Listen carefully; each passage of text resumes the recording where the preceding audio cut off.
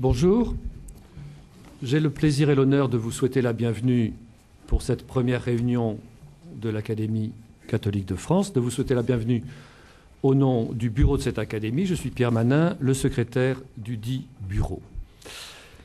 Je ne sais pas si nous pouvons dire comme Rousseau au début des Confessions que nous formons une entreprise qui n'eut jamais d'exemple et dont l'exécution n'aura pas d'imitateur. Mais en tout cas, nous nous sommes engagés dans une entreprise difficile et nous vous remercions de nous accompagner dans ces premiers pas. Le catholicisme, vous le savez, représente un énorme morceau, si j'ose dire, familièrement, de l'histoire et de la vie française et européenne. Pourtant, depuis quelque temps, il ne sait plus très bien comment se dire dans cette société française et européenne. Et de son côté, la société française, la société européenne, le monde qui nous entoure, ne sait plus trop que faire du catholicisme. Nous sommes, pour reprendre une métaphore chère à nos amis anglo-saxons, nous sommes l'éléphant dans le salon. L'éléphant ne sait pas très bien se tenir dans le salon et le salon ne sait pas très bien que faire de l'éléphant. Alors, nous avons pensé qu'il est temps d'essayer de surmonter cette perplexité réciproque, en quelque sorte, d'essayer de renouer la conversation civique, la conversation intellectuelle, entre les catholiques, dans la diversité de leurs expressions, et la société qui les entoure, et qui n'est pas catholique ou qui l'est de moins en moins. Le catholicisme, nous en parlerons beaucoup aujourd'hui, apporte une perspective absolument inédite sur les choses humaines. Nous vivons dans le temps, il annonce l'éternité. Nous vivons dans la fragmentation et la désunion, il annonce l'unité. Et je crois que la vie contemporaine n'est pas si vivante qu'elle puisse négliger l'immense élargissement que lui apporte ou que lui apporterait la perspective catholique. Symétriquement, le catholicisme tend à s'étioler quand il parle dans sa barbe, si je puis dire, barbe vénérable, mais barbe tout de même. Le catholicisme tend à s'étioler quand il décline de s'exposer à la lumière de l'espace public, quand il renonce à faire valoir ses arguments comme un citoyen parlant à un autre citoyen. Rien de plus, mais rien de moins. Alors, nous rêvons d'une présence, si j'ose dire, naturelle, d'une participation naturelle des catholiques dans leur diversité à la vie sociale et nationale et d'abord à la vie intellectuelle de notre pays.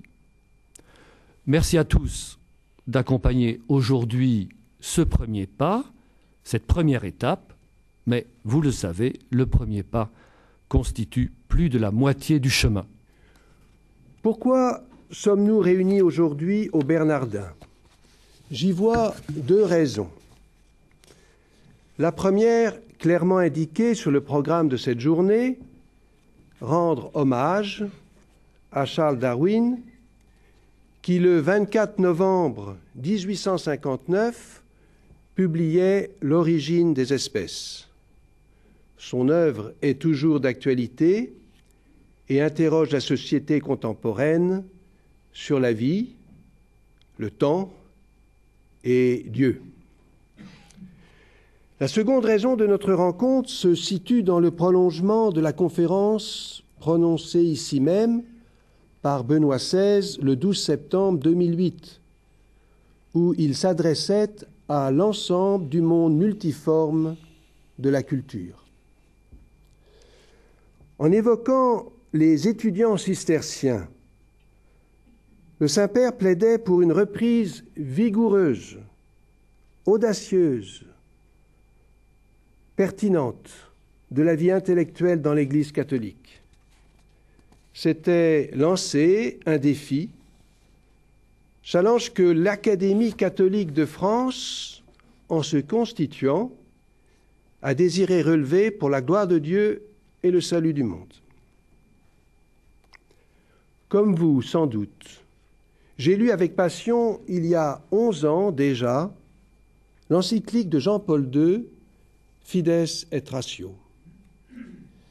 J'y avais souligné un passage qui m'avait particulièrement plu et que je vous lis, non sans une certaine émotion. Le Saint-Père écrivait « Il ne faut pas oublier que la raison elle-même a besoin d'être soutenue dans sa recherche par un dialogue confiant et par une amitié sincère. Le climat de soupçon et de méfiance qui parfois entoure la recherche spéculative oublie l'enseignement des philosophes antiques qui considéraient l'amitié comme l'un des contextes les plus adéquats pour bien philosopher.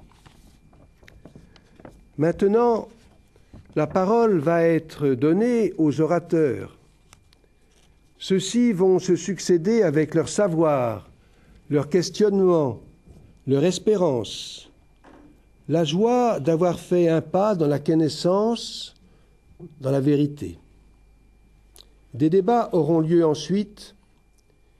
Si la conversation peut s'établir, alors l'Académie catholique de France aura sa raison d'être et n'aura pas choisi en vain sa devise « Non intratur in veritatem, nisi per caritatem ».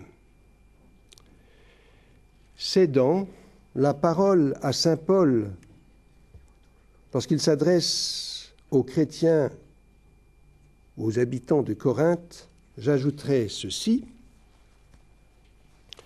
J'aurais beau parler toutes les langues de la terre et du ciel. Si je n'ai pas la charité, s'il me manque l'amour, je ne suis qu'un cuivre qui résonne, une cymbale retentissante. Alors que ce matin et cet après-midi, dans cette aula, résonne la vérité, veritas in caritate. Je vous remercie.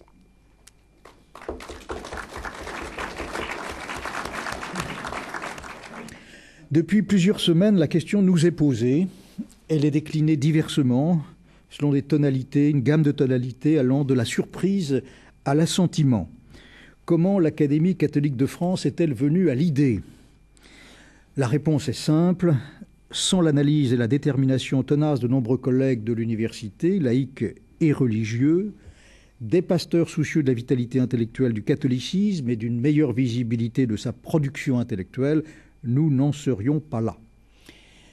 Cette production existe déjà et elle est de qualité dans les institutions universitaires antécédemment nommées ou en vertu du travail de chercheurs parfois isolés. Mais depuis 18 mois résonnent dans notre mémoire collective et plus que jamais les noms de Jean Guiton, Henri Bédarida, Olivier Lacombe, Maurice Clavel, Maurice Schumann, Gustave Thibon, Michel Henry, René Raymond. Sans doute faudrait-il citer les plus anciens, tels Léon Bloy ou Gabriel Marcel. Si notre situation présente est à tant d'égards éloignée de la leur, comme eux, cependant, nous sommes historiens, nous sommes scientifiques, nous sommes artistes, nous sommes philosophes, sociologues, psychologues, nous sommes juristes, nous sommes théologiens, nous sommes économistes. Et comme tel, au quotidien, nous élaborons, nous construisons et nous dispensons des savoirs qui irriguent notre vie citoyenne et renouvellent notre culture, que ce soit de manière souterraine et silencieuse ou de manière exposée et périlleuse. En même temps, nous tentons, tout comme eux, d'inscrire ce que nous savons et expérimentons dans les champs croisés des valeurs et des convictions. Pierre Manant y a fait écho tout à l'heure. Le catholicisme de 2009 est assurément, comme d'autres, chez lui en France, mais une France qui, en vertu d'un héritage tout à fait singulier, le connaît et le méconnaît, le reconnaît volontiers dans son originalité, mais le place non moins volontiers aux marges, l'admire dans sa valeur patrimoniale, mais relaie aisément les diagnostics de sa fin. Par combien de malentendus en sommes-nous arrivés là? Ces malentendus, souvent de longue durée, dont les responsabilités sont d'ailleurs partagées. Nous ne parviendrons certes pas à les effacer, mais nous n'aurons pas failli à notre tâche si nous les avons correctement identifiés. Nous n'avons pas pour vocation en rester là cependant. car c'est dans la conversation critique avec la plupart des familles spirituelles, religieuses, islam, judaïsme, protestantisme, orthodoxie, anglicanisme, et les familles philosophiques, au titre de l'amitié dont a parlé Monseigneur de Germigny et de la considération mutuelle, que nous devons en venir aux choses mêmes, pour parler la langue de Husserl, celle qui engage notre destin commun. Mais considérant avec une certaine ferveur qu'il n'est point d'échange sans posture, ni d'identité sans appartenance, on comprendra ainsi que l'Académie catholique de France vise à une large confrontation rationnelle et généreuse sur l'axe de l'universel, indissociable pour elle de ces trois mots, rationalité, foi et conversation. Notre Académie ainsi déterminée s'efforcera de conduire des propositions également conformes à son enracinement hexagonal, avec l'appui de son corps académique aujourd'hui riche de 25 membres et bientôt de 40, ainsi que de ses 80 adhérents institutionnels et individuels. Elle soutiendra des initiatives locales, notamment dans les grands centres universitaires. Et puisqu'elle est née pour mettre en lien, autant qu'en relief, la production intellectuelle attachée au christianisme, elle provoquera, dans un esprit d'ouverture et de loyauté, le traitement des thèmes les plus vitaux, les plus graves de notre communauté humaine, la maîtrise scientifique et technologique et ses fins, les logiques économiques et les difficultés de la régulation mondiale de l'économie, la pauvreté croissante, les dérives de l'irrationnel et les diverses menaces fondamentalistes, la vie spirituelle, le vivre ensemble de la citoyenneté, le sens de la tradition, les motifs d'espérance. Notre Académie voudrait en tout cela établir un lien renouvelé avec le monde de la communication et, en surmontant autant qu'il est possible l'instant trompeur du flash médiatique, valoriser l'âge adulte de l'échange et de l'information. Ce sont de la sorte autant de rendez-vous amicaux, exigeants et, nous l'espérons, utiles que nous fixons à partir de maintenant.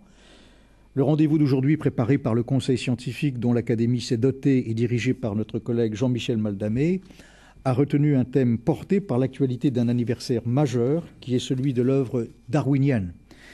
Cet anniversaire nous recentre, volens nolens, sur les constantes de l'interrogation humaine, Dieu, le temps et la vie. La question soulevée par ce thème se trouve en effet à l'intersection de plusieurs disciplines scientifiques, philosophiques et théologiques, mais aussi à l'intersection de plusieurs problèmes qui concernent le statut de l'évolution biologique et le concept de temps, l'identité de l'espèce humaine au regard de l'animalité, de la matière, et not the least, les discours de la vie et les représentations de Dieu. Martelé entre les thèses néo-créationnistes et celles inverses qui dénient toute intervention divine au sein du déploiement cosmique et humain, nous devons instruire un dossier dont les implications intellectuelles ne peuvent pas ne pas être, à un moment donné, éthiques, éducatives et politiques. Avant de laisser Jean-Michel Maldamé, au titre qui vient d'être dit, nous présenter l'argument et le programme de notre colloque, je veux remercier d'abord nos assistantes qui ont consacré une belle énergie à son organisation matérielle. Je veux également et vivement remercier en votre nom à tous les conférenciers qui ont accepté d'apporter contribution. Permettez-moi de nommer le premier conférencier Michel Morange et le dernier conférencier Monseigneur Marcello Sanchez-Sorondo, chancelier de l'Académie pontificale.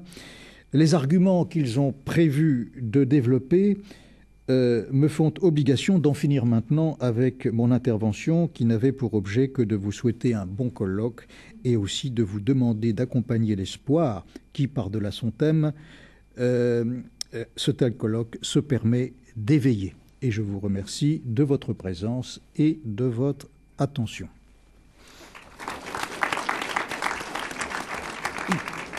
On m'a demandé donc de parler de la réception du darwinisme. Et quand on pense à la réception du darwinisme, on pense d'abord à la position religieuse de Darwin elle-même, qui a provoqué quelques effarouchements au départ, vu l'orientation agnostique de son parcours. Et je voudrais, dans un premier temps, montrer qu'en fait, le rejet du religieux ou le rejet d'une représentation de Dieu par Darwin est en fait le rejet d'une représentation qui n'est pas celle du christianisme, qui n'est en tout cas pas celle que nous partagions que nous partageons dans le catholicisme aujourd'hui. Ce sera la première idée de mon exposé.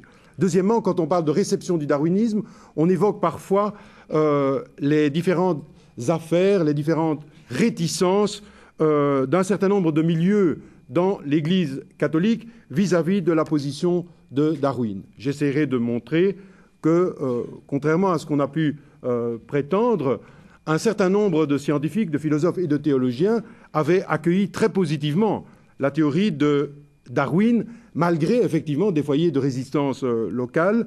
Mais comme je le montrerai, ou j'essayerai de le montrer aussi, peut-être que le Darwin que ces catholiques avaient accueilli positivement n'était peut-être pas Darwin lui-même, mais peut-être certaines reconstitutions de Darwin. Et je voudrais alors terminer l'exposé en disant, mais si nous remontons à Darwin lui-même, si nous relisons Darwin, nous pouvons retrouver dans Darwin des éléments extrêmement intéressants et stimulants pour une réflexion philosophique et théologique contemporaine. Donc j'en viendrai à mon premier point, l'itinéraire religieux de Darwin. Alors, Darwin est issu d'une famille, comme vous le savez, comprenant un père et un grand-père qui étaient libres penseurs, mais une mère profondément chrétienne, profondément attachée à sa foi anglicane unitarienne. Et lorsqu'il commence ses 3 années d'études de théologie au Christ's College de Cambridge, après ses 2 ans de médecine à Édimbourg, il a une foi basée sur une lecture littérale de l'Écriture. Mais à Cambridge, comme vous le savez peut-être, il est subjugué par la théologie naturelle de William Paley.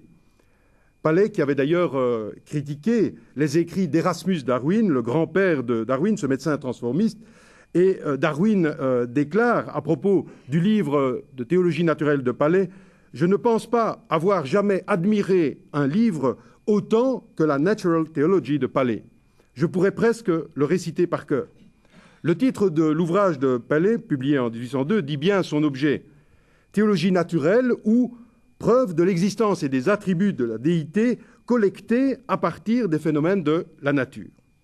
Paley dérive en effet l'existence de Dieu et d'un dessein intelligent à partir de la description détaillée des organes, des fonctions complexes qui font la beauté du vivant. C'est que Paley ne peut imaginer une autre cause que transcendante pour rendre compte de l'émergence de l'œil et de son adéquation à la vision. Pour employer une expression qui relève du débat contemporain, on pourrait dire que Paley, ne trouvant aucune explication scientifique pour rendre compte de la complexité de certains organes ou fonctions biologiques, estime que cette complexité est irréductible au plan des explications empiriques et que, de ce fait, on arrive assez naturellement à poser l'existence d'un créateur, à l'instar du raisonnement qui remonterait de l'existence et de l'analyse d'une montre et de son fonctionnement à un génial horloger. Aujourd'hui, une analyse épistémologique, et l'épistémologie est extrêmement importante dans ce débat, une analyse épistémologique de cette natural theology en ferait apparaître les limites. Les fondements naturels et les points de départ naturels de la réflexion théologique ne sont pas en cause ici, car, de fait, il y a une façon parfaitement légitime d'introduire à une théologie naturelle. Ce qui pose question, c'est le passage direct, sans médiation philosophique, du niveau des descriptions empiriques au niveau d'une réflexion théologique. Or, cette transition brusque des sciences vers la théologie ne respecte en aucun cas l'autonomie spécifique des sciences, ni celle de la théologie. Ce qui pose également question dans la Natural Theology, même si ce n'est certes pas la volonté de son auteur, c'est que la théologie semble alors apparaître comme un moyen de combler une zone d'ignorance momentanée de la démarche scientifique. On serait donc ici dans une perspective qui relève à la fois du concordisme, par l'absence de médiation philosophique, mais aussi de la conception de ce que les anglo-saxons nomment « the God of the gaps », le Dieu bouche-trou de l'ignorance de la science du moment. D'une manière assez intéressante, on peut relire l'itinéraire spirituel de Darwin, qui le conduisit de la foi de jeunesse à l'agnosticisme des dernières années de son existence, comme une prise de distance progressive par rapport à ce concordisme et par rapport à l'argument qui fonde l'existence de Dieu sur la supposée inexistence d'une explication empirique de la complexité biologique et de la diversité des espèces. D'autre part, Darwin, qui avait au départ une croyance littérale dans le texte biblique, en vint à perdre totalement confiance en la vérité de l'Ancien Testament, dont il dit dans son autobiographie, et je cite, « J'en vins graduellement à considérer que l'Ancien Testament, avec son histoire manifestement fausse du monde, avec la tour de Babel, avec l'arc-en-ciel comme signe, etc., et l'attribution à Dieu des sentiments d'un tyran vengeur, revengeful tyrant, n'est pas plus fiable que les livres sacrés des hindous ou que les croyances de n'importe quel barbare. Ne voyant pas comment concilier les miracles avec des lois fixes de la nature, il en vient aussi à ne plus croire à la vérité des évangiles et il perd la foi en la révélation chrétienne. Mais on voit bien qu'une des causes de l'agnosticisme darwinien est clairement d'ordre exégétique. Lorsqu'il dévore avec passion les ouvrages du géologue Charles Lyell durant son voyage sur le Beagle, il découvre que l'histoire de la Terre et de la vie ne peuvent être celles que l'on tire d'une lecture littérale de la Genèse. Lorsque Darwin en arrive à l'explication de l'origine des espèces et de l'émergence d'organes complexes par la sélection naturelle, il ne voit plus l'intérêt de maintenir l'argument du design in nature en faveur de l'existence d'un créateur. Et il dit « Le vieil argument, je cite, « le vieil argument d'une finalité dans la nature, comme le représente Paley, qui me semblait autrefois concluant, est tombé depuis la découverte de la loi de la sélection naturelle. Désormais, nous ne pouvons plus prétendre que la belle charnière d'une coquille bivalve doivent avoir été faites par un être intelligent, comme la charnière d'une porte par l'homme. Il ne semble pas qu'il y ait une plus grande finalité dans la variabilité des êtres organiques ou dans l'action de la sélection naturelle que dans la direction où souffle le vent. » Fin de citation. La prise de distance de Darwin vis-à-vis de l'Ancien Testament est corrélative, ainsi que nous venons de le voir, du rejet d'un Dieu vengeur, revengeful tyrant. Mais après son mariage et la perte de 2 enfants, c'est le grave problème de la souffrance qui vient renforcer cette distance avec ce Dieu dont il a une représentation comme, on pourrait dire, potentat et Dieu vengeur. La prise en compte de la gravité de la souffrance et de son existence comme corrélat d'une lutte pour la vie ne cadre plus avec l'idée du Dieu de Paley, ni avec sa théologie naturelle, qui n'est, à l'instar de maintes théodicées, d'aucune aide pour contrer l'argument qui refuse l'existence de Dieu à partir de celle de la souffrance, argument qui apparaîtra à Darwin de plus en plus convaincant avec le temps. L'itinéraire spirituel de Darwin est très progressif. Il ne faut pas voir chez Darwin une rupture radicale. Ce n'est que vers 40 ans qu'il abandonne progressivement le christianisme et qu'il évolue d'abord vers une sorte de déisme pour rendre compte de l'immensité du caractère étonnant de l'univers, et puis ensuite vers un agnosticisme. Il dit que rien n'est plus remarquable, et je le cite, que la diffusion du scepticisme et du rationalisme durant la 2e moitié de ma vie. Mais il se refuse à croire que la position qu'il adopte offre une réponse définitive à toutes les grandes questions que l'homme se pose. Il faut rendre compte de la complexité de la position de Darwin. Le mystère, dit-il, du commencement de toute chose est insoluble pour nous. C'est pourquoi je dois me contenter de rester agnostique. Fin de citation. L'agnosticisme de Darwin n'est pourtant en rien militant. Il se refusera toujours de se laisser entraîner dans des polémiques et dans des combats antireligieux. Il avait un immense respect pour les convictions religieuses de son épouse, Emma Wedgwood, avec laquelle il formait un couple et des parents extrêmement amoureux et tendres. On peut dire sans se tromper que le rejet de la foi chrétienne chez Darwin est principalement lié à 3 raisons. 1. Un refus d'une lecture littérale de l'Écriture, ainsi que le rejet d'une image d'un Dieu comme tyran vengeur et d'un potentat pharaonique. 2. Le constat de faiblesse de l'argument du dessein intelligent au sens de Paley, qui croit pouvoir induire immédiatement, c'est-à-dire sans médiation, l'existence d'un créateur à partir de l'impossibilité d'une explication de l'origine des espèces et de l'émergence de fonctions ou d'organes complexes, alors que le processus variation, reproduction, sélection pourrait suffire à en rendre compte sur le plan empirique. Et 3e élément de son évolution vers l'agnosticisme, d'une certaine manière, la négligence totale de la part de la théologie naturelle, de la gravité, de la souffrance et des problèmes fondamentaux qu'il soulève.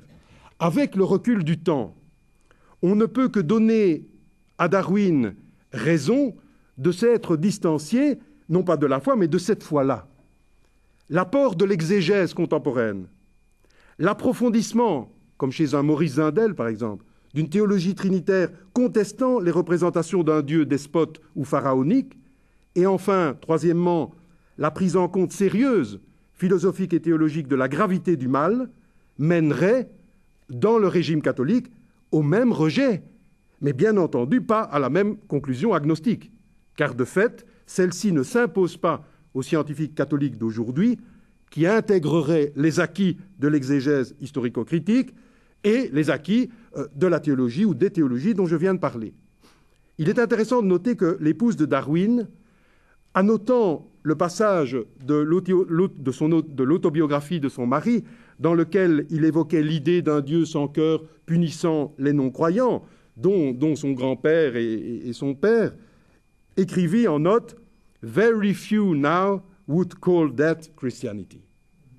Quelques dizaines d'années après la mort de Darwin, un autre géant de la science, qui s'occupera non de l'origine de la vie, mais du commencement de l'univers, Monseigneur Georges Lemaître, rejettera aussi son concordisme de Genèse et une exégèse littérale des premiers versets de la Genèse, qu'il avait pourtant consigné dans un petit essai intitulé « Les 3 premières paroles de Dieu », qu'il avait partagé à Bourg-la-Reine avec Léon Blois dans le petit pavillon laissé par Péguy.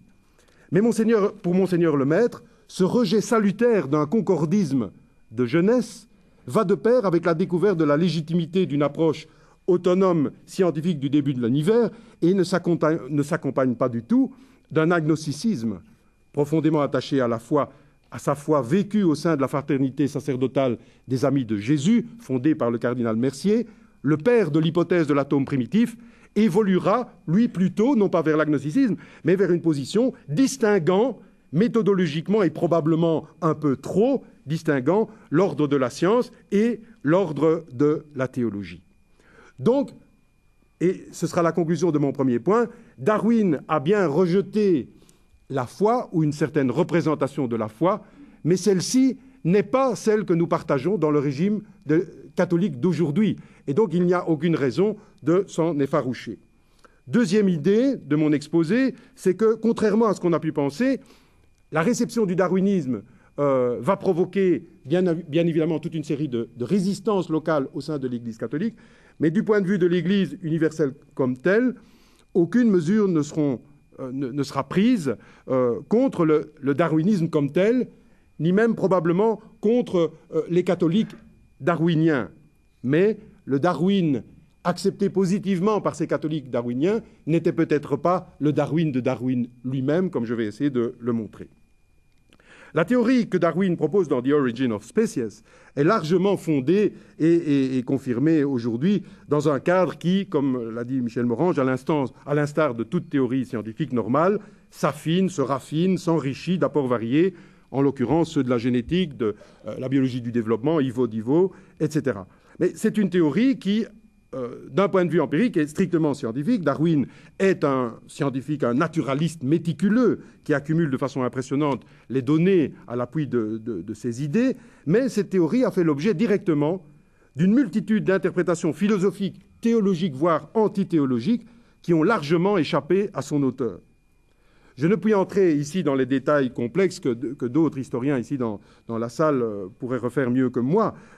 L'histoire de la réception des idées darwiniennes, il faudrait revisiter, en suivant les travaux des historiens, le panorama compliqué de cette réception qui va des darwiniens athées aux darwiniens protestants et catholiques, défenseurs de Darwin, en passant par des évolutionnistes anti-darwiniens ou des croyants fixistes. Je n'en ai pas ni le temps ni la compétence. Je vais me contenter simplement de rendre compte de quelques travaux récents sur la réception du darwinisme au sein de l'Église catholique à la fin du XIXe et au début du XXe siècle. Il y a bien eu des résistances à l'introduction des idées darwiniennes. On pourrait citer à ce propos le concile provincial de Cologne, mais les statuts, au niveau canonique, les décisions et les décrets du concile provincial restent de l'ordre provincial et ne s'étendent pas à l'Église universelle. Deuxièmement, il y a bien entendu eu une multitude de dénonciations ou de demandes de condamnation qui sont parvenues à Rome. Mais aujourd'hui, lorsqu'on se penche en historien sur les dossiers romains de ces personnes qui défendaient une série de thèses darwiniennes, on ne peut qu'être étonné par le fait qu'aucune mesure universelle n'a été prise contre Darwin lui-même, ni même contre le corpus de ses ouvrages, et à une exception près, comme l'ont montré le très beau travail des professeurs Mariano Artigas, Thomas Glick des États-Unis et Rafael Martinez, comme l'ont bien montré les analyses de ces travaux, la plupart des catholiques darwiniens, que ce soit le père Leroy ou le père Sam, ou bien Mivart, etc., eh bien, ils ont été dénoncés, leur dossier a fait l'objet d'analyses détaillées, mais jamais, ni l'ancienne congrégation de l'Index, ni le Saint-Office plus tard, ne prendront de mesures à l'encontre de ces darwiniens. Pourquoi ? Probablement parce que, à l'intérieur de ces commissions, des rapporteurs étaient trop soucieux de ne pas reprovoquer une nouvelle affaire Galilée. Dans le cas que j'ai étudié avec le professeur Goossens van Dijk, en retrouvant des manuscrits inédits du chanoine Henri de Dorlodo, un géologue ami de Théard et de l'abbé Breuil, qui avait écrit en 1918 un livre intitulé « Le darwinisme au point de vue de l'orthodoxie catholique », dans lequel il montrait que l'idée transformiste pouvait très bien s'intégrer à la pensée catholique si on retournait à certains pères de l'Église et à l'idée des logoi spermatikoi chez Augustin, par exemple. Eh bien, Henri de Dorlodo, qui avait participé en 1909 à la célébration Darwin à Cambridge, au nom de l'université de Louvain, Henri de Dorlodo fut effectivement inquiété, mais d'une certaine manière, dans la commission, et on sait cela maintenant par l'ouverture des dossiers le concernant, il fut défendu brillamment par un rapport du célèbre père Gemelli, qui montra la parfaite orthodoxie d'un transformisme dans le cadre de la pensée théologique de la création dans le régime catholique. Pie XI se refusa à toute sanction et, d'une certaine manière, annonçait par là la position d'ouverture et d'accueil qui est celle encore de l'Église catholique aujourd'hui et que le pape Jean-Paul II rappelait dans son célèbre discours de 1996 à l'Académie pontificale des sciences. Au fond, ce que l'on peut dire, c'est que des tentatives de condamnation ou des dénonciations ont été faites, effectivement, mais d'une certaine manière, quand on analyse profondément les dossiers historiques, on voit que finalement, l'Église a pris une position sage, distinguant l'ordre de la description scientifique, dans laquelle elle n'a pas à intervenir, des récupérations philosophiques ou antithéologiques que l'on peut tirer de Darwin, mais qui n'appartiennent pas au corpus darwinien, qui sont une interprétation de ce que l'on peut faire à partir de Darwin. Donc, deuxièmement, ce que je voudrais faire passer comme message, c'est que si de fait il n'y a pas eu de condamnation universelle, s'il y a eu énormément de témoignages locaux dans les universités catholiques, d'acceptation positive d'idées transformistes, bien sûr, ça ne veut pas dire pour ça qu'on avait compris Darwin. Et souvent, Darwin a été accepté en tant que transformiste, mais pas pour son originalité propre, qui était, de fait, la sélection naturelle. Deuxièmement, on pourrait dire que Darwin a été accepté, mais Darwin a été rarement lu, ou lu totalement. Qui, parmi, de fait, ces darwiniens catholiques, avait lu « The Descent of Man », le livre de Darwin sur l'origine de l'homme. Or, il se passe plus de 10 ans entre « The Origin of Species » et « The Descent of Man », et entre ces deux moments-là, comme l'ont bien montré les historiens, des tas de personnes s'approprient les thèses de Darwin, les extrapolent au niveau philosophique ou théologique pour les mettre sur le pavois ou pour les contester de manière radicale. Mais on est passé à côté de certaines perles anthropologiques dans l'œuvre de Darwin qui pourraient être stimulantes pour la réflexion aujourd'hui. On est passé à côté de la sélection naturelle. On a accepté Darwin en oubliant la sélection naturelle. On s'est privé par là d'un débat extrêmement intéressant qui, résultat, ressurgit aujourd'hui et qui doit être prise en compte par les philosophes et par les théologiens. Et on s'est privé aussi d'apports extrêmement intéressants anthropologiques. Il ne faut évidemment pas canoniser Darwin. L'œuvre de Darwin est extrêmement complexe et il importe pour la vérité historique et pour la vérité du texte de remarquer qu'à la fois il y a de fait des perles anthropologiques et il y a des passages qui posent des questions pour une anthropologie chrétienne. Mais parmi ces passages intéressants, je citerai par exemple ce passage de Descent of Man dans lequel Darwin dit, et je le cite, « Quant à nous, hommes civilisés, nous faisons tous nos efforts pour arrêter la marche de l'élimination.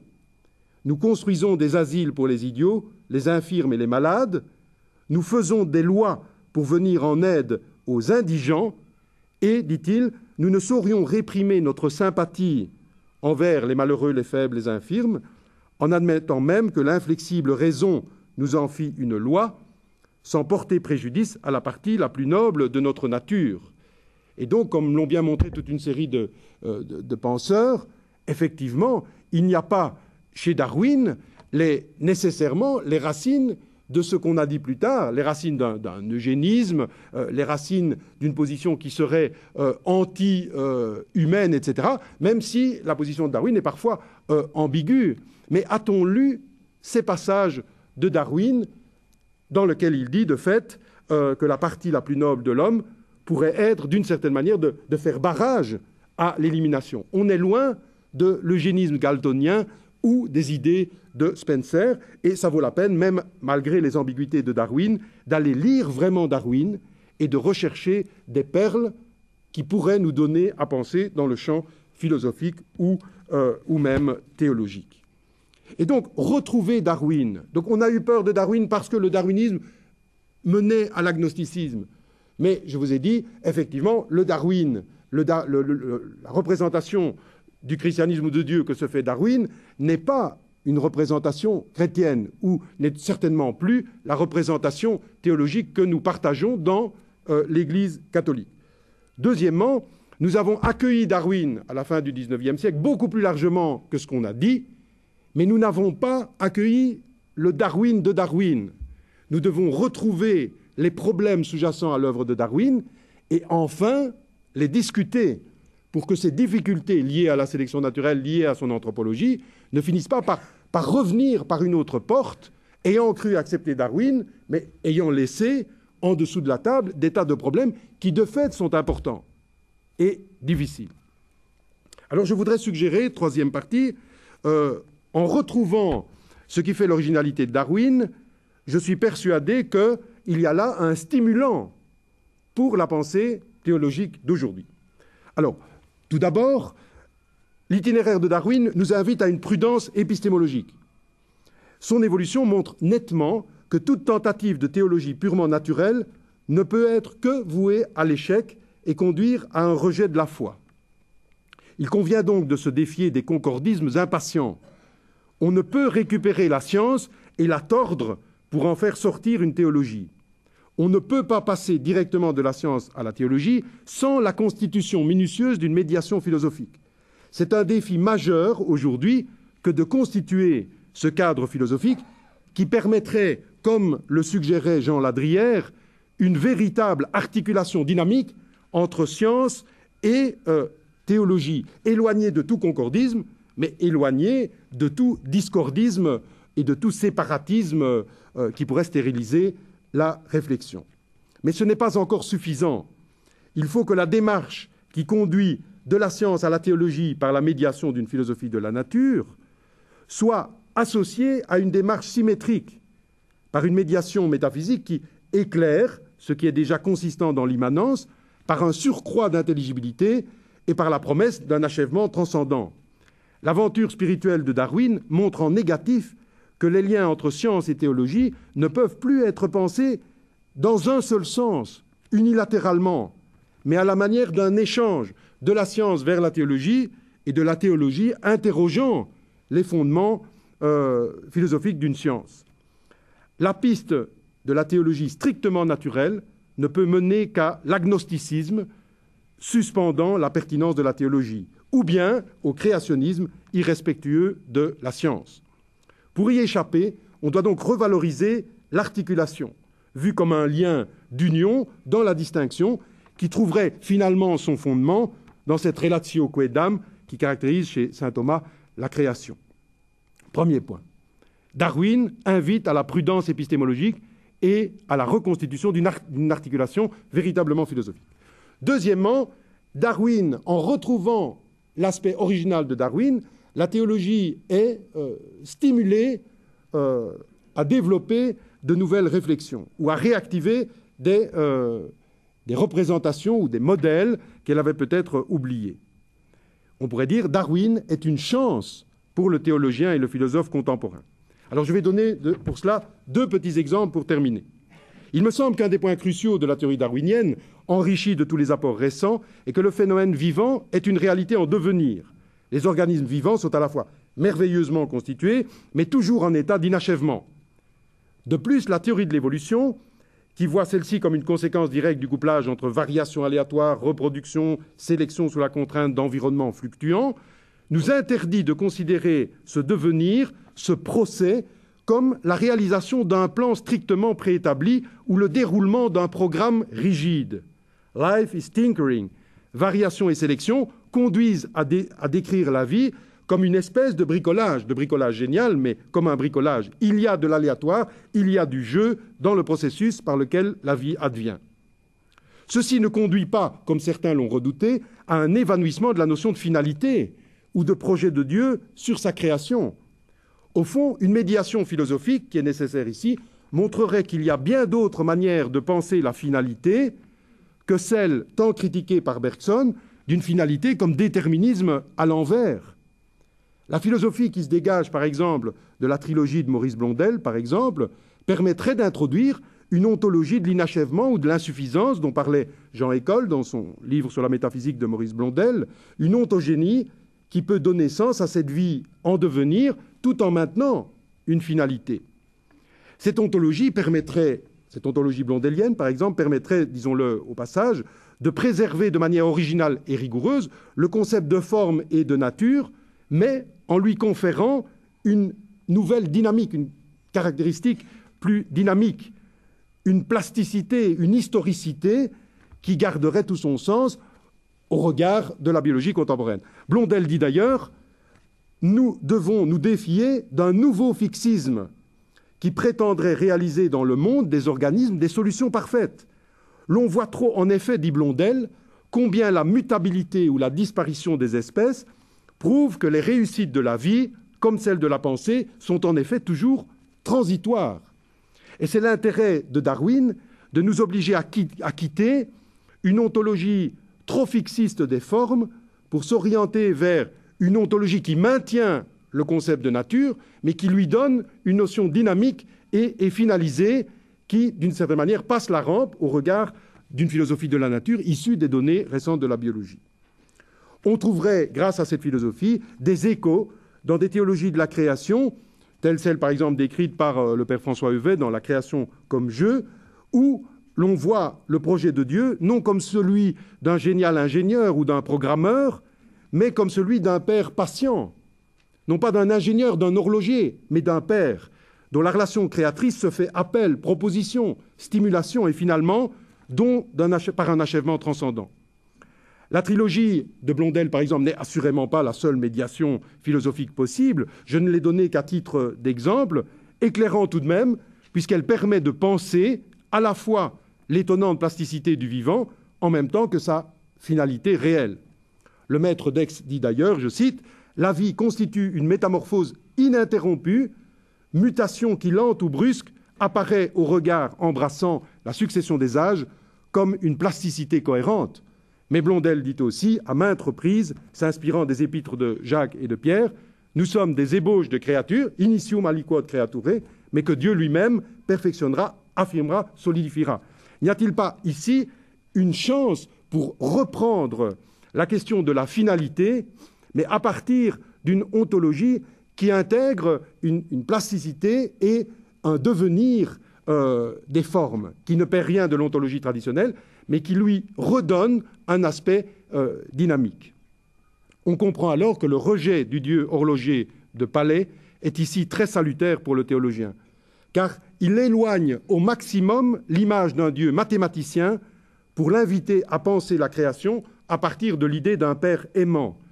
Le bricolage évolutif, Life is Tinkering, nous invite aussi à penser la place de la contingence dont a parlé Michel Morange, comme signe d'une autonomie véritable du créé.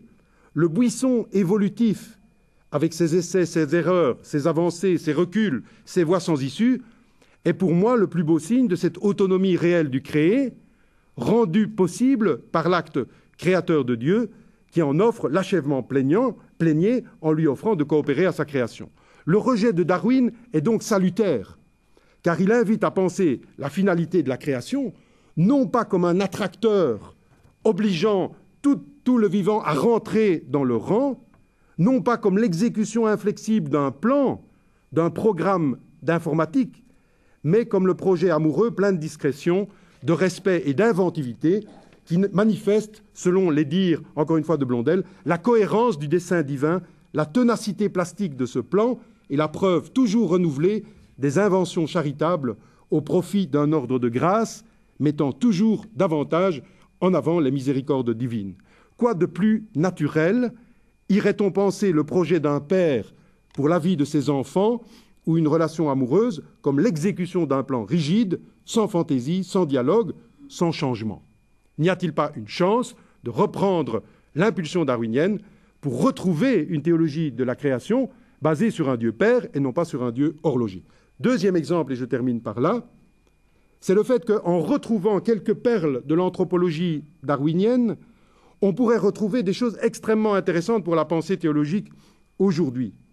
Je citais tout à l'heure ce passage dans lequel Darwin nous dit que la partie la plus noble de l'homme, c'est d'avoir construit des asiles pour les personnes handicapées, avoir fait des lois pour protéger les pauvres, les infirmes, etc. Ce qui est intéressant, c'est que dans le fond, Darwin nous invite par ce passage-là, peut-être pas par d'autres, mais par ce passage-là, nous invite à voir l'émergence de l'humain dans une prise de distance contrôlée, d'une certaine manière, de la sélection naturelle. Comme le disait récemment dans un ouvrage intéressant du professeur Xavier Le Pichon, on pourrait retrouver, si vous voulez, une caractéristique de l'humain qui serait définie de cette manière-ci. Et on voit la résonance avec le texte de Darwin.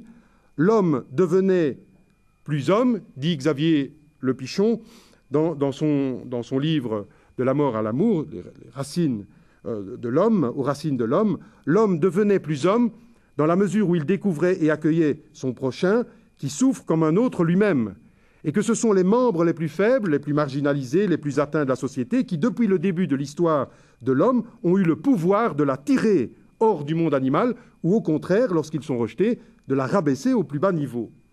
Voilà une affirmation qui, d'une certaine manière, fait écho à la pensée, à cette petite phrase de Darwin, et qui montrerait, bien sûr, sans vouloir non plus exagérer cela, parce que, bien sûr, il y a d'autres exemples dans l'émergence des sociétés humaines qui pourraient peut-être aller à l'encontre, mais ce qui est intéressant, c'est que cette vision de l'émergence de l'homme par le fait de respecter ce qui est vulnérable, fragile, faible, trouve quelques assises aujourd'hui dans les données d'une paléopathologie qui montre effectivement certains exemples de prise en compte très tôt dans la préhistoire d'individus fortement handicapés. Ces étincelles d'humanité qui coexistent avec d'autres comportements où l'homme se rabaisse au plus bas niveau sont intéressants pour nous. Pourquoi ? Parce qu'il s'agit ici de retrouver le chemin dans l'évolution du sens de la vulnérabilité. Or, s'il y a bien quelque chose qui est intéressant d'un point de vue de l'histoire de l'évolution, c'est que l'évolution n'est possible que parce qu'il y a des mutations, et il n'y a de mutations que parce que le code génétique est vulnérable. Retrouver le chemin et le sens de la vulnérabilité, passant du plus bas niveau jusqu'au niveau du respect d'un vulnérable au niveau humain, n'est-ce pas une chance pour la théologie d'aujourd'hui ? On retrouverait des connexions avec une philosophie de la biologie de Hans Jonas, mais on retrouverait aussi des liens avec d'autres anthropologies, très bien d'ailleurs décrites par le père Charmetan, soulignant par exemple le fait que l'humanité apparaît dans l'excellence relationnelle, plus dans le davantage, si vous voulez, qui se situe dans l'excellence relationnelle, plus que dans l'émergence d'outils de certaines cultures, etc. Enfin, la fragilité pourrait être aussi réactiver une théologie qui insiste sur le dépouillement et qui implique la reconnaissance par-delà toute apparence d'une profondeur métaphysique présente dans tout l'homme. Et on se trouverait alors très proche de théologie d'un Maurice Zindel ou d'un François Varillon, méditant sur ce qu'il y a de faible dans le monde. Dieu a choisi pour convaincre ce qui est fort. La médiation philosophique se verrait aussi inexorablement conduite à affronter le problème central de la souffrance, si souvent délaissé par les philosophies qui ont parlé de Darwin. Pourquoi avoir peur de Darwin encore maintenant? Pourquoi continuer à avoir peur? Pourquoi continuer à esquiver certains acquis exceptionnels de ce naturaliste rigoureux et méticuleux?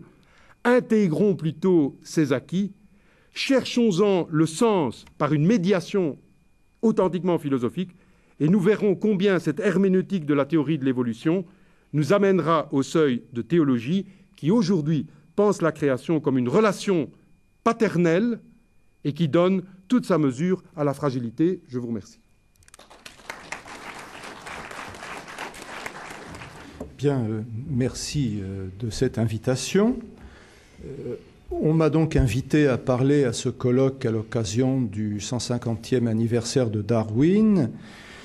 J'ai objecté que je n'avais rien à dire sur ce sujet, fort intéressant en soi, mais sur lequel je suis tout à fait incompétent.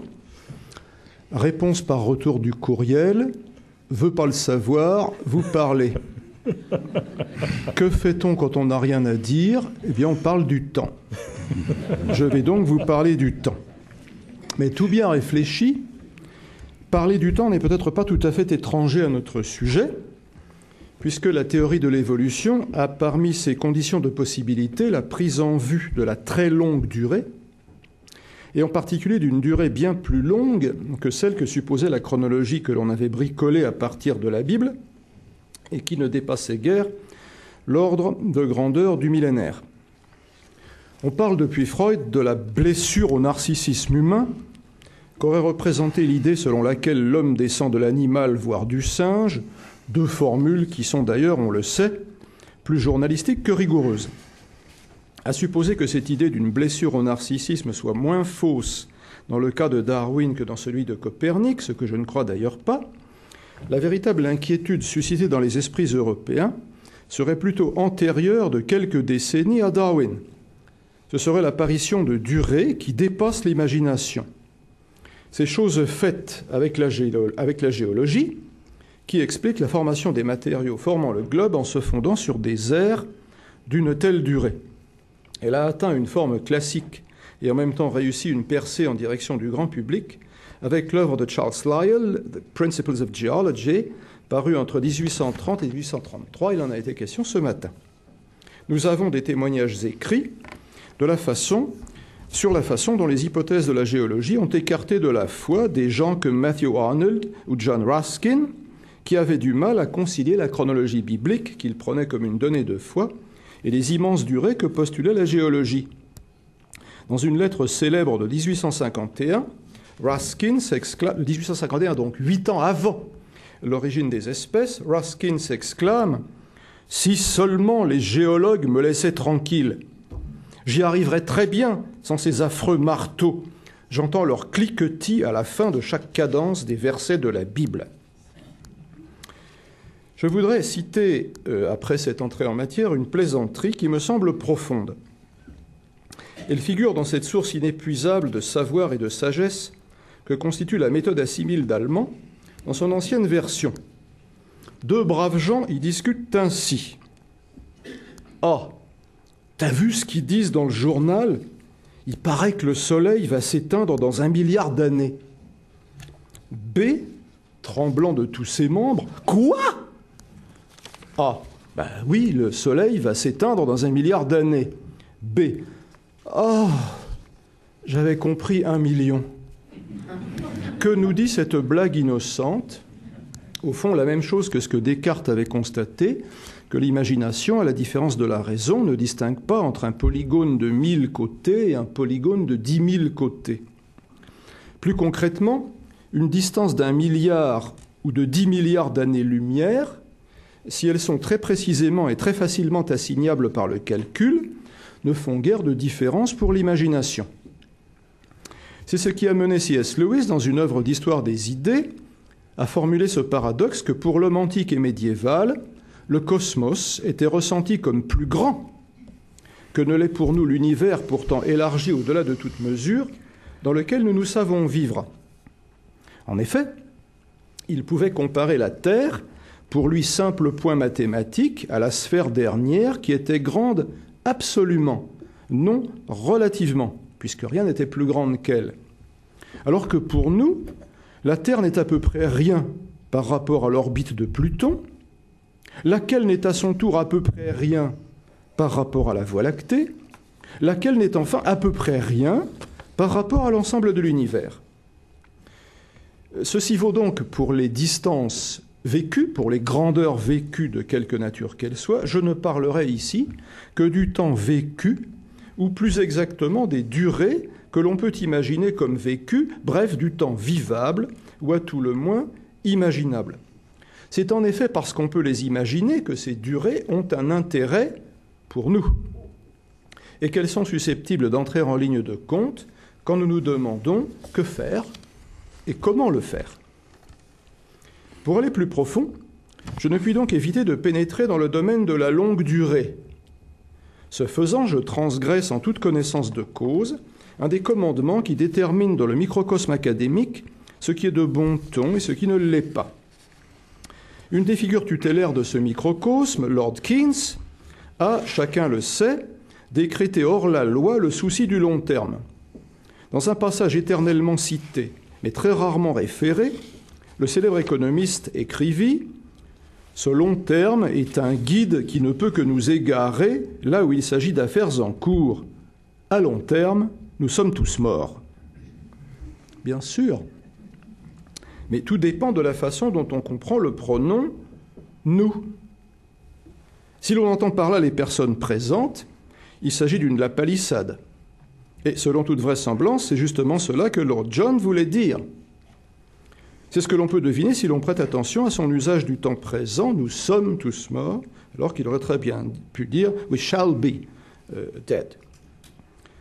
Si l'on envisage la totalité du genre humain, cela est vrai également, mais nous avons davantage les coups des franches, puisque les biologistes nous prêtent volontiers quelques centaines de milliers d'années avant que l'espèce n'ait épuisé les possibilités dont elle est grosse. La question qui se pose est de savoir si nous pouvons franchir les limites de l'ego présent, par exemple en direction de nos descendants. Pour Keynes, qui, homosexuel, n'avait pas d'enfant, la question ne se posait pas. Eh bien, je voudrais ici, transgressant le conseil de Lord John, examiner certaines périodes de longue durée, parce qu'elles me semblent particulièrement pertinentes, et dans les deux directions, vers le passé comme vers le futur. Je les rangerai en raison inverse de leur longueur, puis je tenterai de formuler leur signification et leur intérêt possible. D'une manière générale, je ferai remarquer que notre expérience se situe, pour ainsi dire, au centre d'un halo temporel, où, si l'on préfère, elle est entourée d'une auréole de temps passé et futur. Le diamètre de ce halo ou de cette auréole varie selon la distance que parcourt notre caméra psychologique dans un vaste travelling arrière. La durée la plus longue, je viens de le signaler, n'est pas toujours l'objet d'une représentation un peu vivante, et elle reste le plus souvent une abstraction. La plus longue durée qui pourrait avoir de l'intérêt pour nous serait celle de l'existence sur cette terre de l'homme, compris comme une espèce vivante déterminée. Devant de tels chiffres, devant les chiffres qu'on nous dit, l'imagination se perd. Et dans l'autre direction, celle du futur, on peut aussi faire des conjectures sur le très long terme. Certains biologistes, je viens de faire allusion à ce fait, suppose que chaque espèce vivante serait, pour ainsi dire, programmée pour produire une quantité déterminée d'individus. Après cette période, elle aurait épuisé ses possibilités et il lui faudrait céder la place à une autre espèce qui la dépasserait. Une durée de telle dimension n'est guère féconde pour ma problématique. Elle ne se laisse en effet pas représenter par des images, et pour l'imagination, elle signifie aussi peu que les distances que l'on appelle, et pour une raison évidente, astronomiques. Je me bornerai donc aux délais qui nous apparaissent comme pertinents et que l'on peut regrouper sous la notion de durée historique. Quelle est donc la durée maximale pour ce que l'homme fait et qui lui survit? Je prends d'abord le verbe « faire » au sens de la fabrication, pour les amateurs d'Aristote, poiesis, ce qui produit un objet différent de l'action elle-même. Quelques milliers d'années constituent donc la plus longue durée que l'on puisse documenter pour une œuvre humaine du domaine de la fabrication. Comme exemple, la muraille de Chine ou les pyramides d'Égypte, du haut desquelles, au jour d'aujourd'hui, 42 siècles nous contemplent. 1000 ans constitue en revanche la plus longue durée possible, la plus longue durée rêvée pour une œuvre humaine du domaine de la praxis, comme aurait dit Aristote, du domaine de l'action et plus précisément de l'édification d'une réalité politique. Cette période de 1000 ans touche à l'impossible ou à l'hyperbolique. Pour la poésie chinoise, un arbre de 1000 ans, c'est l'impossible pur et simple, parallèle à l'impossible fleur aux 4 couleurs. Quand on considère une telle période comme accomplie, l'anniversaire en est célébré avec une émotion presque religieuse. C'est ce que nous ont montré il y a quelques années les notions d'Europe centrale comme la Pologne ou la Hongrie qui ont célébré leur propre millénaire. Une œuvre humaine, cela ne veut pas dire une œuvre que l'homme seul pourrait réaliser. Pour mettre en œuvre une durée, on a besoin de plus. Une durée aussi longue, on a besoin de plus que de l'humain.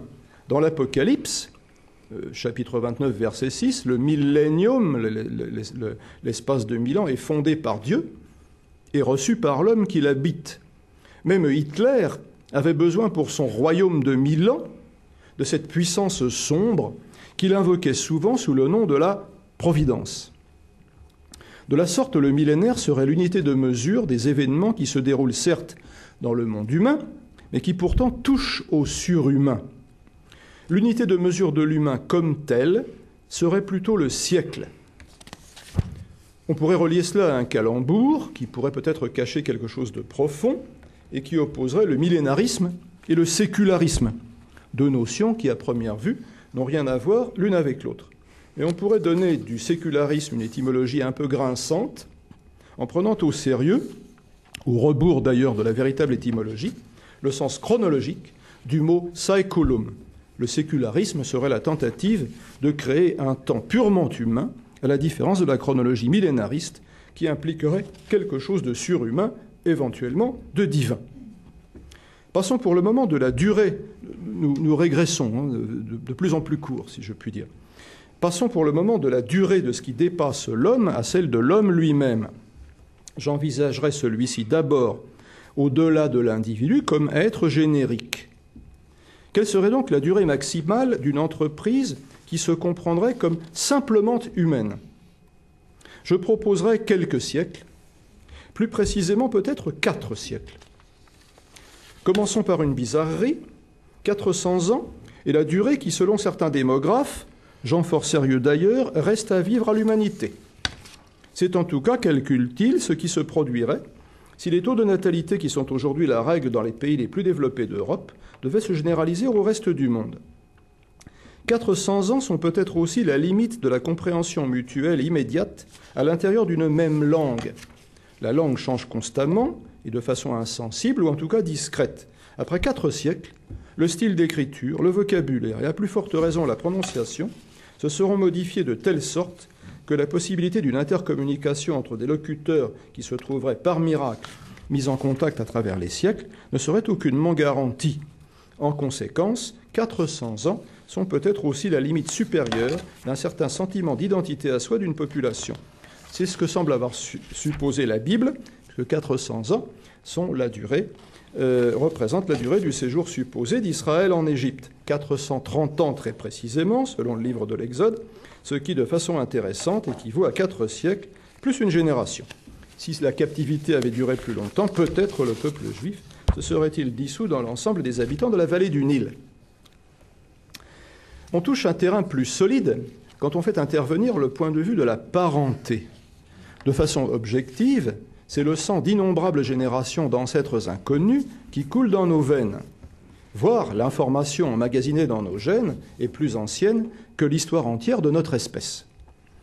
En revanche, il n'en est pas ainsi pour la conscience que nous avons de notre généalogie, laquelle est limitée. La langue nous livre des noms pour 6 générations d'ascendants, jusqu'à quadrisaïeul, et de descendants, jusqu'à arrière-petit-fils. Puis la langue nous laisse en plan. De la sorte, 150 ou 200 ans serait la limite ultime, vers le haut comme vers le bas, de la parenté identifiable comme telle. Et ce qui vaut dans la direction verticale vaut aussi dans l'horizontale, puisque la limite extrême est le 6e degré de collatéralité, les gens qui sont les descendants de notre quadrisaïeul. Au-delà, la langue nous laisse tomber. C'est un peu moins longtemps qu'est censé avoir duré le sommeil des fameux 7 dormants d'Éphèse, légende chrétienne qui a trouvé son chemin jusque dans le Coran, où elle a donné son titre à la 18e sourate.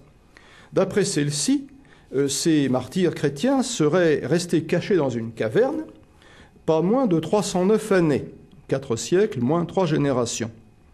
Le signe de ce que le temps s'est largement écoulé est fort intéressant, puisqu'il s'agit de la monnaie avec laquelle les dormeurs, une fois réveillés, essayent en vain de payer leurs emplettes. Elle n'a plus cours et les commerçants la refusent. Dans le poème de Goethe qui prend cette légende pour objet, Die Siebenschläfer, le thème revient encore. L'argent que l'on dépense est devenu un trésor, c'est-à-dire quelque chose que l'on ne dépense plus, mais au contraire entasse à l'abri. Avec cette démonétisation qui s'inverse en une thésaurisation, c'est la puissance politique qui atteint ses limites.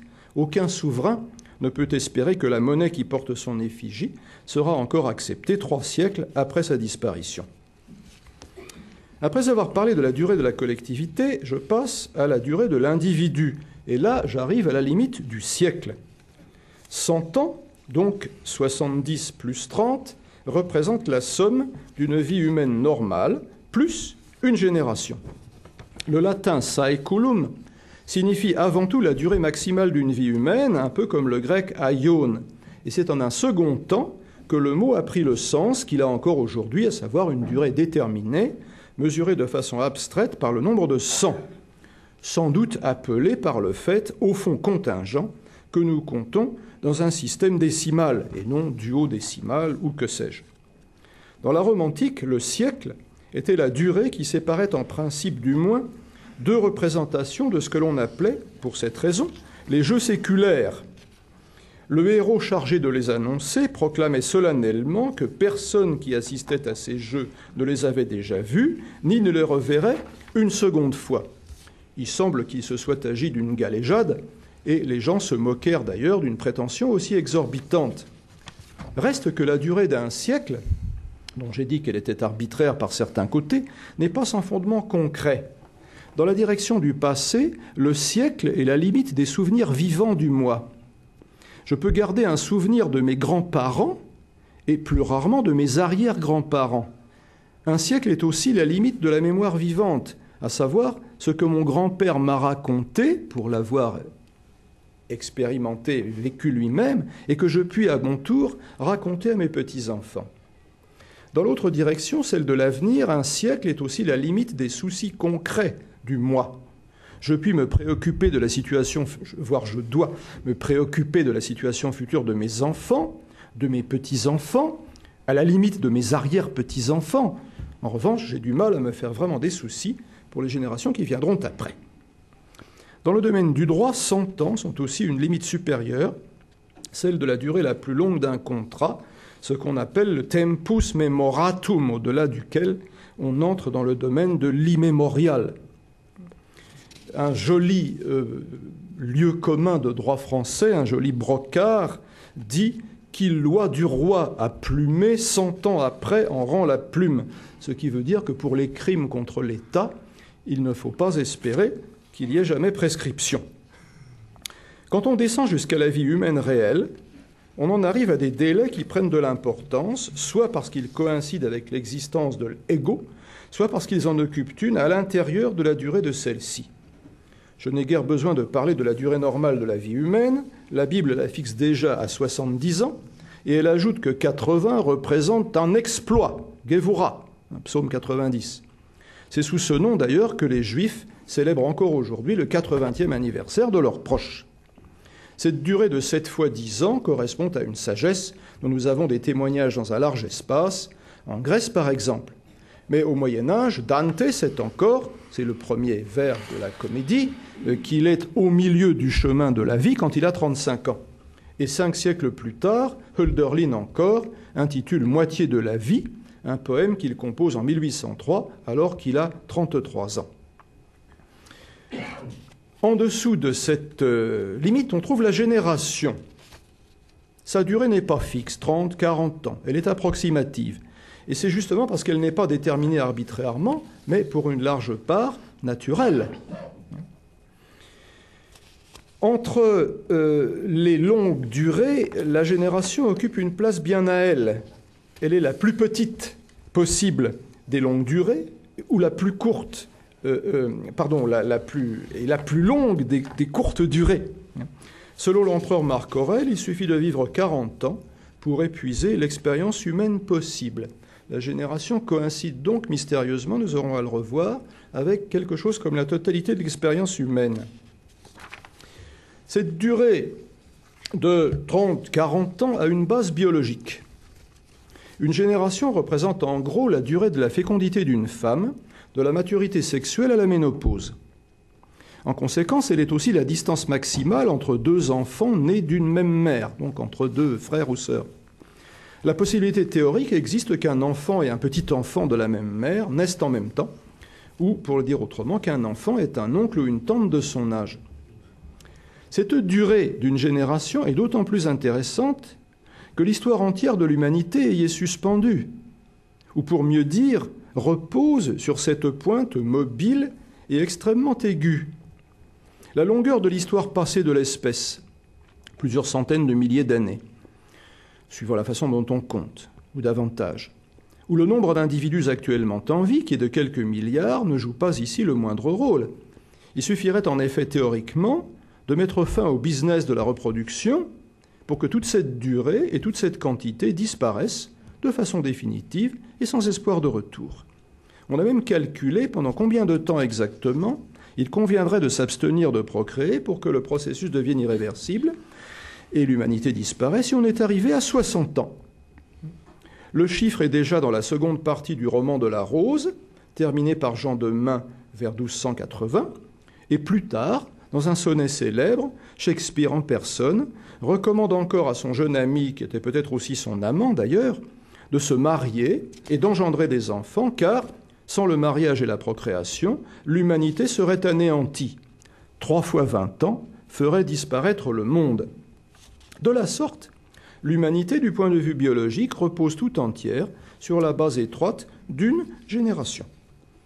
En tant que durée, celle-ci occupe donc une place un peu saugrenue, comme le cul entre deux chaises. D'un côté, la génération est considérablement plus brève que la vie de l'individu, 70, 80, certains toubibs nous disent 120 ans, bon, on verra. Et à plus forte raison, elle est plus courte que l'auréole ou que les auréoles chronologiques qui entourent la vie de l'ego et qui sont d'1, 2 ou 4 siècles suivant l'optique que l'on choisit. D'un autre côté, la génération est bien plus longue que la fenêtre temporelle à l'intérieur de laquelle on peut prendre des décisions, et à plus forte raison que ce que l'on appelle l'actualité, qui côtoie la dimension minimale que constitue l'instant. De la sorte, l'individu est incroyablement plus éphémère que ne l'est l'espèce dans toute son extension temporelle passée et éventuelle, mais paradoxalement, le temps pendant lequel l'individu est réel couvre une période plus longue que celle pendant laquelle l'espèce est possible. Je répète, le temps pendant lequel l'individu est réel est plus long que celui pendant lequel l'espèce est possible. Si l'on passe maintenant sous le seuil de la génération, on rencontrera des termes plus courts qui sont tous plus ou moins artificiels et ou juridiques. Et plus précisément, ils expriment chacun à sa façon l'articulation hautement problématique du naturel et du culturel. Très rapidement, 10 ans, la période habituelle de prescription pour un meurtre, c'est-à-dire pour un événement éminemment biologique, et qui est prescrit au bout de 10 ans, non pas parce qu'il cesse d'être criminel, mais parce que la mémoire de témoins éventuels ne serait plus digne de foi après 10 ans. Je ne veux pas mentionner ici, mais simplement y faire allusion, le problème de l'imprescriptibilité de certains crimes, en particulier les crimes contre l'humanité. La discussion a fait rage à ce sujet il y a quelques décennies. Le septennat, la durée de 7 ans, c'est la période qui constitue dans la Bible celle où au bout de laquelle intervient une année sabbatique, après une semaine d'année, selon le chapitre 25 du Lévitique. La terre cultivée pendant 6 ans devait être rendue à son état naturel par une jachère d'1 an. Et tout se passe comme si, et Maïmonide l'a remarqué, comme si le chiffre 7 avait quelques rapports mystérieux avec l'articulation l'une sur l'autre de la nature et de la culture. Il en est de même de l'âge de 7 ans, connu communément comme l'âge de raison. Celui qui a atteint cet âge devient capable de choisir en connaissance de cause, et ses actions lui deviennent au moins partiellement imputables. La période de 7 ans s'est également cristallisée en une sorte de proverbe, qui existe en tout cas en allemand, la fichue 7e année, pendant laquelle il arrive souvent qu'une relation amoureuse se dissolve. En anglais, une formule analogue fournit le titre d'un célèbre film tourné par Billy Wilder en 1955, avec Marilyn Monroe et la bouche d'aération du métro, traduit en français sous le titre de 7 ans de réflexion. Dans la série de ce que l'on appelle le long terme, l'acception que prend l'expression dans la bouche des politiciens vient en bonne dernière. Lorsqu'un politicien parle du long terme, il entend souvent 2 ou 3 ans, et la plupart du temps, ça veut dire jusqu'à la prochaine élection. En quelques cas miraculeux, 10 ans. Dans les pays démocratiques, le sommet d'une carrière politique, le rêve le plus fou de celui qui a choisi une telle carrière, à savoir le poste de président de son pays, était en France 7 ans, donc 2 fois 7 ans, jusqu'à une réforme récente, maintenant 2 fois 5 ans. Aux États-Unis, depuis Truman, on s'accorde implicitement pour mettre le maximum à 2 fois 4 ans. Or donc, les périodes que je viens d'énumérer peuvent aussi bien concerner le futur que le passé. Or, les 2 dimensions du temps, la conscience des 2 dimensions du temps communiquent l'une sur l'autre. Cela a été dit magnifiquement en 1790 par Edmund Burke, qui, dans ses réflexions sur la Révolution française, à cette phrase, laquelle ne faisait pourtant que commencer, écrit « Des gens qui ne regardent pas en arrière en direction de leurs ancêtres ne regarderont jamais vers l'avant en direction de leur postérité. » Formule écrite un peu en passant dans le cadre d'une critique de la politique de la France du début de la Révolution, qui essayait de proclamer à partir de rien une nouvelle constitution, alors que le système anglais, sagement selon Burke, ne connaît que des droits hérités. Si l'on oublie le contenu lié aux circonstances et à la polémique antirévolutionnaire de Burke, on peut faire remarquer que la même formule reparaît quasiment comme une citation chez Tocqueville, qui lui considérait la Révolution française comme légitimement advenue et qui, dans le célèbre chapitre sur l'individualisme de la démocratie en Amérique, second livre, écrit « Non seulement la démocratie fait oublier à chaque homme ses aïeux, mais elle lui cache ses descendants. » Là aussi, je n'ai pas l'intention d'entrer dans une discussion disons, de la référence politique de ce genre de déclaration, mais je constate qu'il y a une cohérence entre la négation de l'origine et le refus de l'avenir, ou si l'on veut dire autrement, la négligence envers l'avenir et le passé forme un système cohérent. À l'âge démocratique, et apparemment nous sommes dedans, le paradoxe de la génération que j'ai évoqué plus haut, celui de cette durée qui flotte entre 2 temporalités celle de l'individu et celle de l'espèce, ce paradoxe, disais-je, devient encore plus brûlant. Les temps modernes, qui constituent la période pendant laquelle la démocratie, non seulement comme régime qui existait déjà en Grèce ancienne, mais également comme société, se déploie, constituent l'époque où la conscience humaine du temps s'est fantastiquement étendue après l'abandon, auquel j'ai déjà fait allusion, de la chronologie étriquée de la Bible. À quoi s'ajoute encore le phénomène que l'on connaît depuis l'historien français Élie Halévy sous le nom d'accélération de l'histoire, idée qui apparaît bien plus tôt chez Kant, chez Gervinus, chez Henry Adams aux États-Unis. Un fait nouveau dans les sociétés démocratiques est que la durée la plus longue pendant laquelle le politique peut orienter une société, je viens d'y faire allusion, donc mettons une dizaine d'années si on a vraiment de la chance, la durée la plus longue pendant laquelle un politique peut orienter une société est beaucoup plus brève que la durée la plus courte de la génération. Si l'on peut dire, la formule veut ce qu'elle vaut, la durée décisoire est beaucoup plus brève que la durée décisive. La durée décisoire est de 30 ans, la durée décisive, est dizaine d'années, durée décisive 30-40 ans. Dans les sociétés pré-démocratiques, les anciens régimes, il y avait un prince qui se souciait du très long terme et qui le pouvait parce qu'il le devait. D'abord parce qu'il pouvait se faire qu'il reste au pouvoir bien plus longtemps qu'une génération. François-Joseph, 68 ans, peut-être recordman en la matière. Le souverain se comprenait par ailleurs comme responsable de toute la famille royale et de la dynastie dans son ensemble. Son objectif était à tout le moins de maintenir, et si les circonstances étaient favorables, d'agrandir encore le patrimoine dont il avait hérité. C'est pourquoi les édits des rois de France s'adressaient à tous présents et à venir. Et d'une manière générale, la noblesse à la tête duquel le roi se savait avait pour premier devoir d'acquérir une descendance, parce qu'elle savait que ça avait été le premier souci de ses ancêtres. Or, un des traits caractéristiques de nos sociétés actuelles est l'absence de toute instance qui serait compétente et responsable pour le très long terme. Or, les problèmes les plus graves sont souvent justement ceux qui concernent ce très long terme. Éducation, protection de l'environnement, démographie, etc.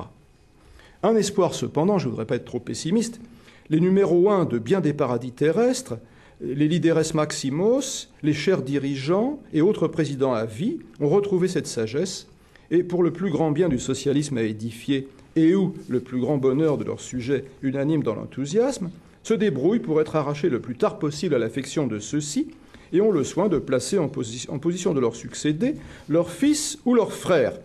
Remercions donc ces fort estimables personnages. En conclusion, eh bien, un petit retour sur Darwin.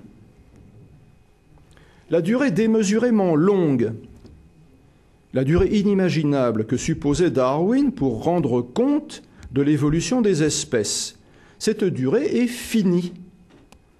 Et elle s'achève, eh bien, aujourd'hui, vendredi 23 octobre, à 16h15. Le passé de l'espèce humaine ne dépend pas de nous. Ce qui nous a fait appartient au passé. Dépend de nous, en revanche, ce que nous faisons, l'avenir, et de savoir si cet avenir sera aussi long que le passé. Il se pourrait que la tâche la plus urgente de notre époque soit de créer une nouvelle noblesse.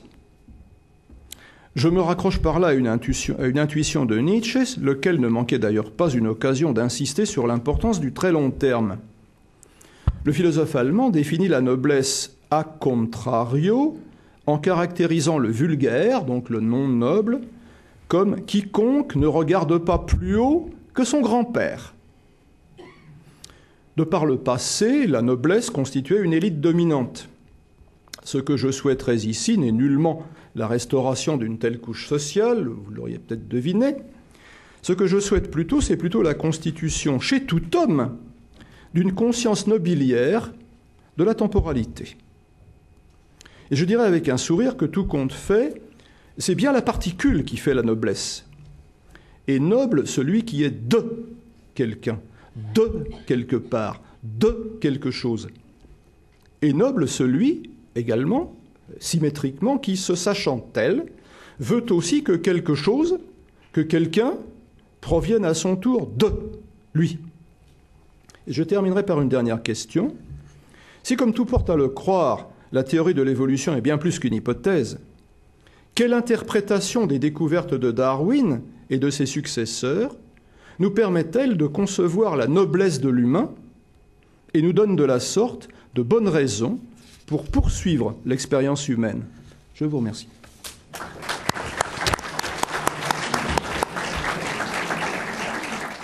Mon point de vue ce soir sera celui de l'Académie catholique de France par rapport à cette belle conférence d'ouverture qui, me semble-t-il, a été pour nous à la fois emblématique et programmatique.